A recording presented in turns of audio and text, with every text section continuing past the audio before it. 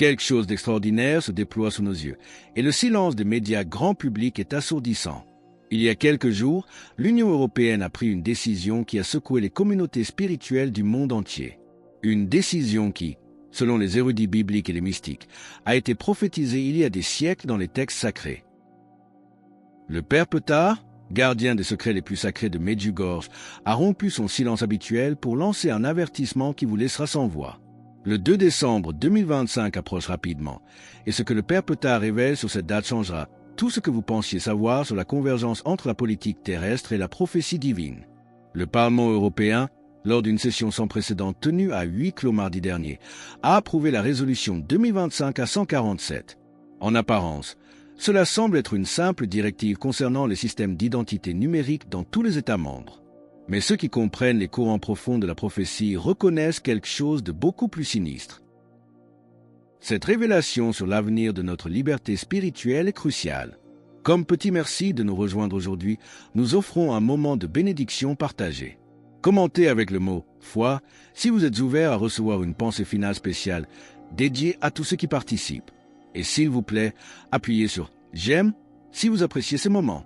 La résolution impose que d'ici le 2 décembre 2025, chaque citoyen au sein de l'Union européenne doit posséder un système unifié d'identification numérique. Pas une carte, pas un document, mais un implant biométrique qui stocke des données personnelles, des informations financières, ce qu'ils appellent des modèles comportementaux. Restez bien avec nous, car au fur et à mesure que notre histoire se déroule, nous découvrirons pourquoi cette technologie, couplée à un événement cosmique rare, pourrait menacer notre connexion spirituelle même. Le timing n'est pas une coïncidence. Le 2 décembre est apparu dans les textes mystiques depuis plus de 800 ans comme le jour où les puissances terrestres tenteraient de marquer chaque âme. Le livre de l'Apocalypse parle clairement d'un temps où personne ne pourrait acheter ou vendre sans la marque. Les érudits religieux ont débattu pendant des générations pour savoir si cette prophétie était littérale ou métaphorique. L'Union européenne vient de fournir la réponse. Le père Ptah, qui est resté en grande partie silencieux depuis qu'il a reçu les 10 secrets de Medjugorje, est sorti de son monastère hier avec des mots qui ont laissé les fidèles tremblants. Son visage, disent les témoins, portait le poids de quelqu'un qui a vu au-delà du voile du temps. Il n'a pas parlé comme un simple prêtre, mais comme un gardien de vérité que le ciel lui-même a confié à ses soins. Le message qu'il a transmis était net et sans compromis. Le dragon se lève à l'ouest, a-t-il dit, avec une voix portant l'autorité de celui qui ne parle pas ses propres paroles, mais celles données d'en haut. Ce que Bruxelles a décrété est l'accomplissement d'anciens avertissements. Le 2 décembre marquera le début de la grande séparation, quand les âmes devront choisir entre le royaume de ce monde et le royaume qui n'est pas de ce monde. Les implications de l'avertissement du père Ptah s'étendent bien au-delà des cercles religieux traditionnels. Des sources de renseignements au sein même du Vatican, s'exprimant sous couvert d'anonymat, confirment que des protocoles spéciaux ont été activés en urgence. Des cardinaux de toute l'Europe ont été convoqués pour des consultations de crise, tandis que des réunions privées entre des hauts fonctionnaires de l'Église et des commissaires européens se déroulent dans des lieux secrets à travers Rome. Quelque chose est en train d'être négocié dans l'ombre, quelque chose qui implique l'âme même de la chrétienté en Europe. Mais l'avertissement du père Ptah comprend bien plus que de simples manœuvres politiques. Il parle d'un alignement cosmique rare qui se vérifiera précisément ce 2 décembre. Il s'agit d'un phénomène astronomique qui ne se produit qu'une fois tous les 3600 ans. Des textes babyloniens antiques, découverts récemment parmi les ruines de Ninive, décrivent ce même alignement comme le moment redoutable, s'ouvrent les portes de la décision. Même les astronomes modernes, lorsqu'ils sont pressés en privé, admettent que les forces gravitationnelles en jeu à cette date créeront des effets sans précédent sur le champ magnétique terrestre. Le timing choisi par l'Union européenne ne peut donc pas être accidentel. Au plus profond de la machine bureaucratique de Bruxelles, il existe des cercles qui comprennent parfaitement la signification spirituelle des dates et des cycles cosmiques.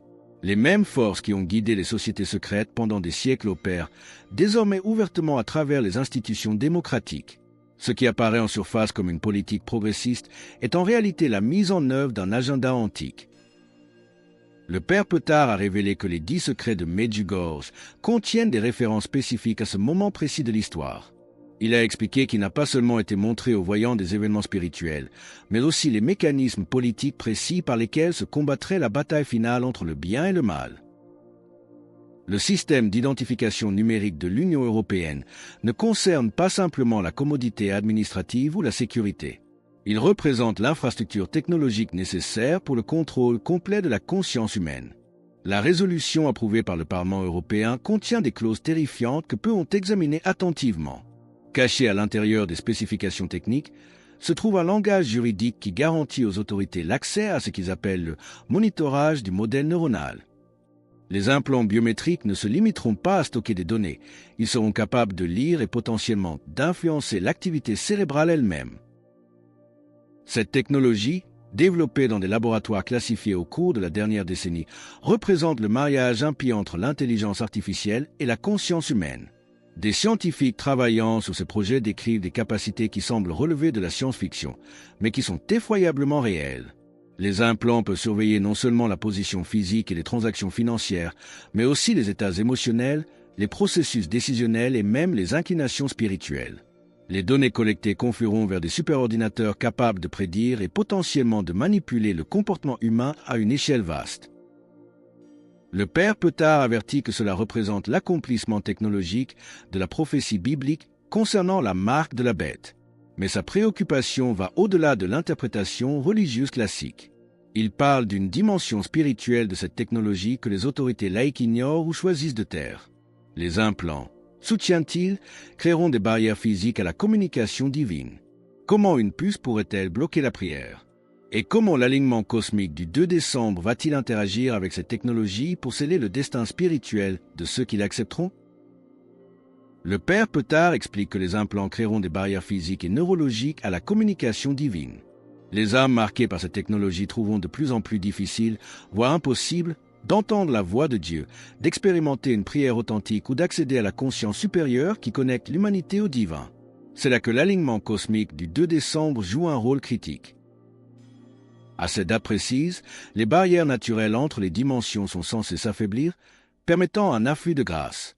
Cependant, les barrières artificielles créées par la technologie des implants se renforceront simultanément.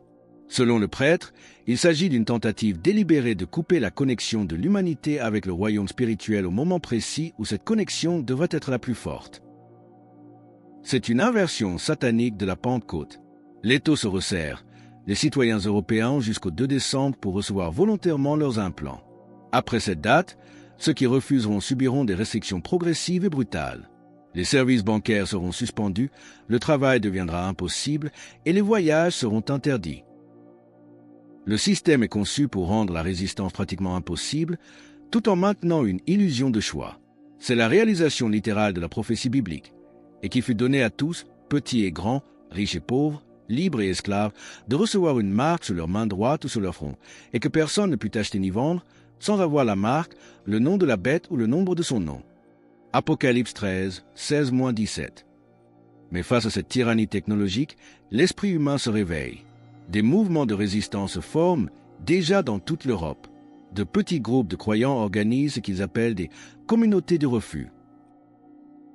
Ces réseaux, inspirés par les premières communautés chrétiennes sous la persécution romaine, développent des systèmes alternatifs de commerce, de communication et de soutien mutuel.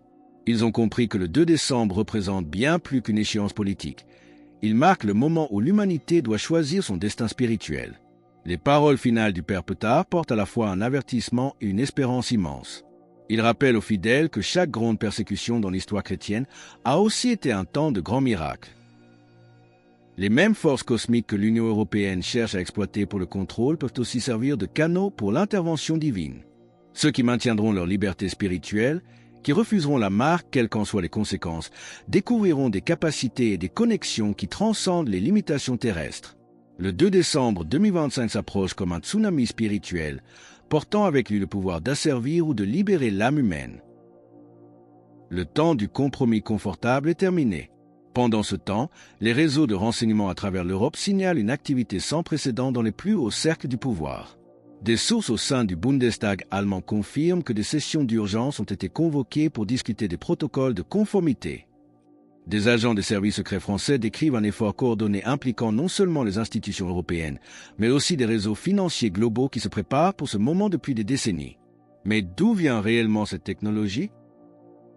Des documents classifiés, récemment divulgués par des lanceurs d'alerte au sein de la Commission européenne, révèlent que la technologie derrière ces implants a des origines sombres, remontant à des projets lancés au lendemain de la Seconde Guerre mondiale. Des scientifiques ont travaillé dans le secret absolu dans des structures souterraines en Suisse et en Autriche pour perfectionner ce qu'ils appelaient le projet synthèse. Le but ultime de ce projet synthèse est terrifiant, l'intégration complète de la conscience humaine avec les réseaux d'intelligence artificielle. Alors que le monastère du Père Petard devient un lieu de pèlerinage pour ceux qui cherchent une protection, une guerre invisible se prépare. Comment les communautés de résistance communiquent-elles sans être détectées? Et quelle est la position impossible dans laquelle se trouve le pape François face à ce mandat européen? Alors que le monastère du Père Petard devient un centre de pèlerinage spirituel, une résistance technique et logistique s'organise dans l'ombre pour protéger les fidèles. Les mouvements de résistance européens ont établi des réseaux de communication qui fonctionnent indépendamment de l'infrastructure Internet conventionnelle. Développés par d'anciens spécialistes des communications militaires, ces systèmes utilisent des fréquences qui ne peuvent pas être surveillées par les équipements de surveillance standards. Des messages codés circulent entre les villes, transmettant les coordonnées de refuge pour ceux qui refusent la marque. Cependant, face à cette mobilisation souterraine, la position de l'Église catholique semble paralysée. Le pape François est resté remarquablement silencieux sur le mandat de l'Union européenne, malgré les appels directs et désespérés des évêques de tout le continent.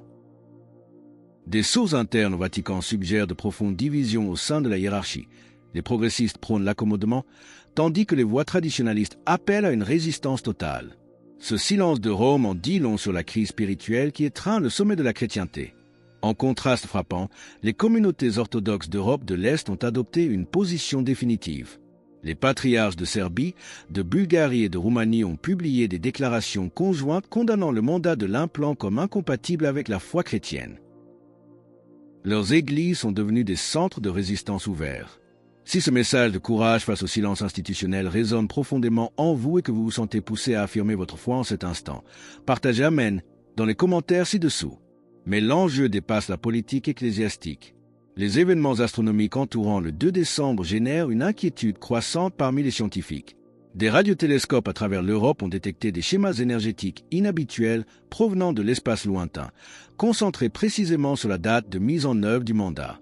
Ces signaux suggèrent une origine intelligente plutôt que des événements cosmiques naturels. Le docteur Elena Vasquez, ancienne de l'Agence spatiale européenne, a révélé en privé que ces signatures énergétiques correspondent à des fréquences qui influencent directement la chimie du cerveau humain. Des expériences classifiées démontrent que l'exposition à ces fréquences cosmiques peut élever la conscience spirituelle ou la supprimer totalement.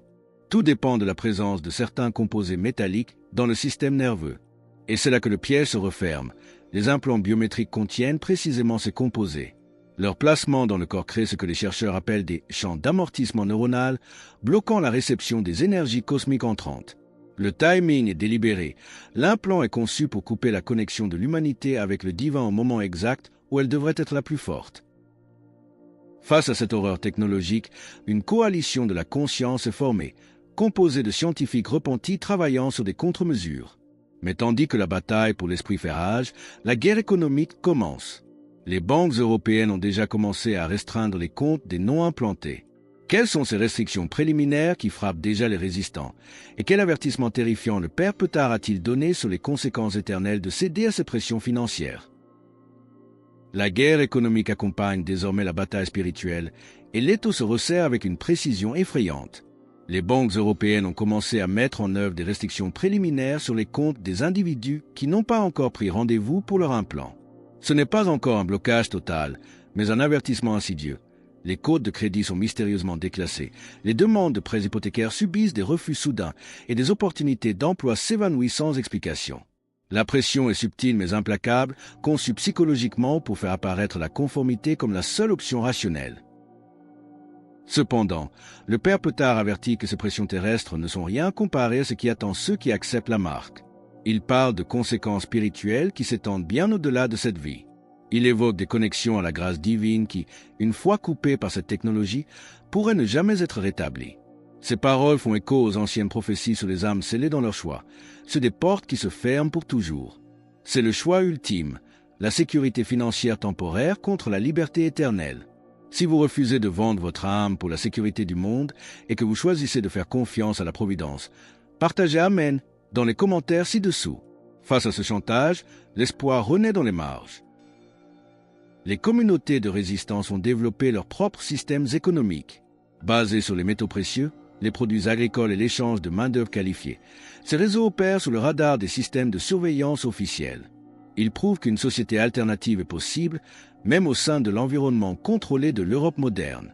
Les membres apportent des expériences de providence surnaturelle, des ressources apparaissant quand elles sont nécessaires, et une protection divine contre la persécution. Mais le signe le plus troublant et le plus merveilleux de ces temps concerne les enfants.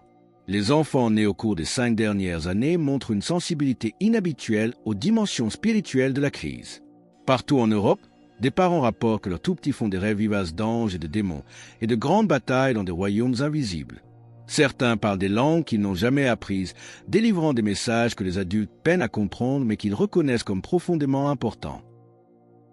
C'est l'accomplissement littéral de la prophétie de Joël, reprise dans les Actes des Apôtres. Dans les derniers jours, dit Dieu, je répandrai de mon esprit sur toute chair. Vos fils et vos filles prophétiseront. Acte 2h17. Les institutions éducatives sont devenues le champ de bataille pour ces jeunes âmes. Les écoles européennes imposent désormais des cours de préparation numérique qui préparent les enfants à l'intégration de l'implant. Ces programmes, masqués sous l'apparence d'une éducation technologique, conditionnent en réalité les jeunes esprits à accepter la fusion de la conscience humaine avec les systèmes artificiels. Les parents qui résistent font face à des défis juridiques menaçant leurs droits de garde. L'État tente de voler les enfants pour les offrir à la machine. La nature elle-même commence à réagir violemment à cette tentative d'asservissement. À l'approche du 2 décembre, les modèles météorologiques en Europe sont devenus chaotiques. Des tempêtes apparaissent et disparaissent sans suivre les lois atmosphériques naturelles. Mais ce n'est pas tout. Des sites antiques comme Stonehenge et Lourdes signalent une activité spirituelle sans précédent. Que se passe-t-il dans ces lieux sacrés? Et en quoi consistent les techniques de résistance spirituelle que le Père Petard enseigne maintenant à un groupe sélectionné pour survivre à la suppression technologique? Face à cette suppression technologique imminente, les préparations finales du Père Petard ont pris un tournant décisif. Il a commencé à former des individus sélectionnés à ce qu'il appelle des techniques de résistance spirituelle. Ces méthodes, puisées dans des siècles de traditions mystiques, enseignent aux pratiquants comment maintenir la connexion divine active, même sous la pression d'une suppression technologique ou biométrique. Cet entraînement est intensif. Il exige une dédicace totale à la prière, au jeûne et à la purification spirituelle. C'est la formation d'une élite spirituelle capable de garder la flamme allumée quand les ténèbres descendront. Mais le Père Petard n'est pas le seul à observer le ciel. Au Vatican, une manœuvre silencieuse et alarmante a eu lieu. L'Observatoire du Vatican a discrètement transféré ses équipements astronomiques les plus sensibles vers des lieux secrets dans la campagne italienne. Pourquoi? Des sources au sein du Saint-Siège confirment que les astronomes pontificaux surveillent des mouvements célestes qui s'alignent précisément avec les avertissements du Père Petard sur le 2 décembre. Le cardinal Alessandro Toretti, s'exprimant de manière non officielle, a admis que les scientifiques du Vatican ont documenté des anomalies gravitationnelles. Ces anomalies devraient commencer à se manifester exactement 15 jours avant que l'alignement cosmique n'atteigne son apogée. C'est un signe que les puissances des cieux seront ébranlées, comme l'a prédit le Christ, Luc 21h26. Ces perturbations ne sont pas théoriques, elles affectent déjà physiquement les individus sensibles à travers l'Europe. Les hôpitaux des grandes villes signalent une augmentation dramatique de patients présentant ce que les médecins appellent des épisodes neurologiques inexpliqués. Dans les salles d'urgence de Bruxelles, Berlin et Rome, les symptômes sont identiques. Une perte temporaire de la parole, suivie par des patients qui se mettent à parler couramment dans des langues qu'ils n'ont jamais apprises. Et le plus stupéfiant, c'est le contenu de leurs paroles. Ils transmettent des messages cohérents sur la préparation spirituelle et des avertissements divins. C'est dans ce climat de tension surnaturelle que le piège final se referme. Pour comprendre ces enjeux et rester informé des vérités cachées, notre communauté est là pour vous. Pour rejoindre notre communauté et ne manquer aucune histoire inspirante, pensez à cliquer sur j'aime et à vous abonner. La Banque centrale européenne a accéléré son calendrier pour la mise en œuvre de la monnaie numérique. La date limite a été déplacée de mars 2026 au 3 décembre 2025. Notez bien la date. C'est à peine un jour après l'entrée en vigueur du mandat de l'implant. Les analystes financiers reconnaissent que c'est bien plus qu'une coordination politique. La nouvelle monnaie ne fonctionnera que via les implants biométriques, créant un système de contrôle économique total et inéluctable. Ce système s'activera à la seconde précise où l'alignement cosmique se conclura, scellant le piège sur l'humanité. Pendant que la population est poussée vers ce système, l'élite se prépare différemment. Des tunnels souterrains sous les grandes capitales européennes sont devenus le théâtre d'une activité frénétique. Des équipes de construction installent des systèmes de blindage électromagnétique. Contre quoi ces élites cherchent-elles à se protéger le 2 décembre? Et quel est l'ultime appel du Père Ptah alors que le voile entre les mondes s'amincit? Pendant que la population est poussée vers la transparence forcée du système numérique, une activité frénétique et secrète se déroule sous la surface. Des tunnels souterrains, situés sous les grandes capitales européennes, sont devenus le théâtre d'opérations qui ne peuvent plus être cachées. Des équipes de construction, travaillant sous des classifications de sécurité qui empêchent toute supervision normale, installent ce qu'ils décrivent techniquement comme des systèmes de blindage électromagnétique. Mais pourquoi? Contre quoi ces élites cherchent-elles si désespérément à se protéger? Les lanceurs d'alerte suggèrent que ces installations ne sont pas conçues pour une guerre nucléaire classique, mais spécifiquement pour protéger les populations d'élite des énergies cosmiques qui frapperont les habitants de la surface le 2 décembre. C'est l'aveu tacite, par ceux-là même qui orchestrent le contrôle, que l'événement à venir est réel et puissant. Cette tentative de se cacher de la lumière céleste rappelle de manière frappante la prophétie de l'Apocalypse. Les rois de la terre, les grands, les chefs militaires, les riches, les puissants, tous les esclaves et les hommes libres se cachèrent dans les cavernes et dans les rochers des montagnes. Et il disait aux montagnes et aux rochers, « Tombez sur nous et cachez-nous devant la face de celui qui est assis sur le trône. » Apocalypse 6, 15-16. Ils savent que le jugement arrive. À mesure que le 2 décembre approche, les signes se multiplient et les avertissements deviennent plus clairs que jamais. Il y a une convergence indéniable. Les prophéties spirituelles du Père Ptah s'alignent parfaitement avec les mandats politiques de l'Union européenne. Les alignements cosmiques dont parlent les textes anciens rencontrent la technologie moderne de contrôle. L'humanité se trouve, sans aucun doute, au seuil de sa plus grande épreuve spirituelle. Ce n'est pas une coïncidence, c'est le point culminant de l'histoire.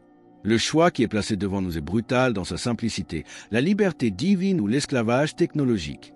Il n'y a pas de troisième voie. Cette échéance approche rapidement. Ceux qui ont des yeux pour voir doivent préparer leurs âmes maintenant. Le moment de la décision ne peut plus être retardé, négocié ou évité. Le voile entre le visible et l'invisible s'amincit à chaque instant. L'éternité attend notre réponse.